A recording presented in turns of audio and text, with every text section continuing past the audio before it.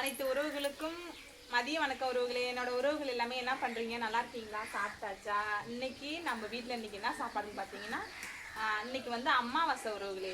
இன்னைக்கு வந்து புரட்டாசி மாதத்தில் வந்து அமாவாசை. புரட்டாசி மாதம் பிறந்துச்சு. கவிச்சு எதுவுமே சாப்பிட மாட்டேன். ஏன்னா வெங்கை ஜலபதிக்கு வந்து விரத நாள். இது வந்து ஒரு மாதம் ஃபுல்லாக. அதனால் வந்து இது வந்து புரட்டாசி அமாவாசைன்னு சொல்லுவாங்க. இன்றைக்கி வந்து நம்ம வீட்டில் என்ன ஸ்பெஷல்னு பார்த்தீங்கன்னா, இன்றைக்கி அமாவாசை வந்து என் மாமனார் வந்து இறந்துட்டார்ல, அவங்களுக்கு எப்பவுமே நாங்கள் படைப்போம். அதனால் இன்றைக்கி சோறு வடித்தாச்சு உறவுகளே. சோறு வடித்து சாம்பார். என்ன சாம்பார்னு பார்த்தீங்கன்னா, கத்திரிக்காய், பீன்ஸு, அப்புறம் வந்து கத்திரிக்காய், பீன்ஸு, இது என்ன ஒன்று கேரட்டு, இது 3 போட்டு சாம்பார் உறவுகளே. அதுக்கப்புறம் நம்ம வீட்டு என்னன்னு பார்த்தீங்கன்னா, உருளைக்கிழங்கு பொரியல்.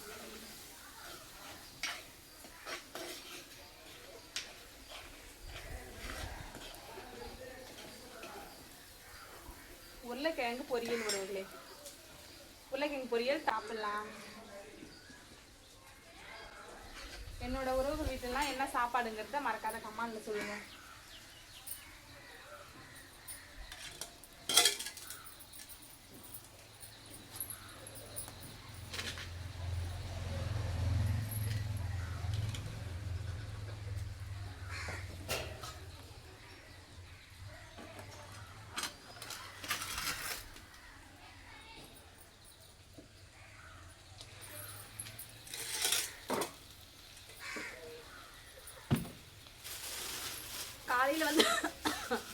காலையில் வந்து தோசை.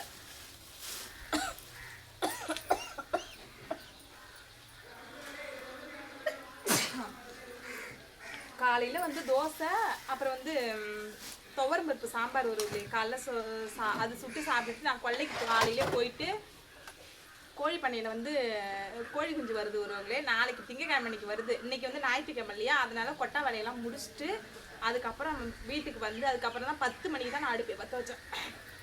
வீட்டெல்லாம் கழுவி விட்டு 10 மணிக்கு அடுப்பு பற்ற வச்சு தோசை விட்டு சாம்பார் வச்சு கொடுத்துட்டு, அவங்க தோரம்பருப்பு சாம்பார் தோசைக்கு வச்சு கொடுத்துட்டு அதுக்கப்புறமேல் தான் குளிச்சுட்டு இந்த சாப்பாடு நான் செஞ்சு முடிச்சிட்டேன் ஒருவங்களே. மணி 11 ஆகுது. வெயில் செம்ம வெயில் அடிக்குது. இன்னைக்கு நேற்று 2-3 நாளாவே தொடர்ந்து நம்ம ஊரில் மழை. நேற்றுக்கு தான் வந்து மானம் கொஞ்சம் வெயில் விட்ட மாதிரி இருந்துச்சு. அதுக்கப்புறம் தான் அடுப்பு பற்ற வச்சேன். நேற்றுலாம் பார்த்தீங்கன்னா நான் வீட்டுக்குள்ளே தான் பற்ற வச்சுருப்பேன். ஃபஸ்ட்டு காலையிலே வந்து சிலிண்டர் பற்ற வச்சேன். அப்புறம் வந்து வீட்டுக்குள்ளே வந்து காக்கா எவ்வளோ ஜாலியாக வீட்டுக்குள்ளே போய் வந்து பாருங்க. நான்லாம் வீட்டுக்குள்ளே நான் குடும்பம் இருக்குல்ல, அதுதான் குடும்பம் இருக்குது. இப்போ ஏதோ பேச வந்தால் மறந்துட்டேன். வந்து சிலிண்டரில் தான் நேற்றுக்கு காலையில் கூட சிலிண்டரில் தான் ஒருவங்களே நான் சாப்பாடு செஞ்சேன். அதுவே எனக்கு எரிச்சலாக இருந்தது. உள்ளாரையும் அடுப்பில் என்னால் நின்றுக்கிட்டு செய்யவே முடியல. இன்றைக்கி தான் எனக்கு நிம்மதியாக இருக்குது. ஏன்னா கீழே உட்காந்துக்கிட்டு நான் மட்டும் செய்யல. இந்த ஒரு கால் செம்மையாக வலிக்குது ஒருவங்களே. நிற்க முடியல என்னால். இந்த கால் மட்டும் உட்கார முடியல, எழுந்திருக்க முடியல. ரொம்ப கஷ்டமாக இருக்குது. எவ்வளோ இந்த மாதிரி எனக்கு இருந்ததே கிடையாது. இப்போ 1 மாதமாக 2 மாதமாகவே இந்த மாதிரி தான் இருக்குது. இந்த ஒரு கால் மட்டும் ஒருவங்களே எனக்கு ஏந்திருக்க முடியல, உட்கார முடியல. என்னன்னே தெரியல ஒருவங்களே. செம்ம வலி வலிக்குது. இந்த கால்லாம் வலிக்கல. அதனால் நின்றுக்கிட்டே என்னால் வந்து சாப்பாடு செய்ய முடியல. வேலையே அதிகமாக செய்ய முடியல ஒருவர்களே. முன்ன மாதிரிலாம் நடந்தால் எனக்கு எதுவும் தெரியல, உக்காந்து எழுந்திருக்க முடியல. அவதான் கால் வலிக்குது ஒரு கால் மட்டும். என்ன எதனால் ஏன்னே தெரியல ஒருவர்களே. அதுவே எனக்கு ரொம்ப கஷ்டமாக இருக்குது.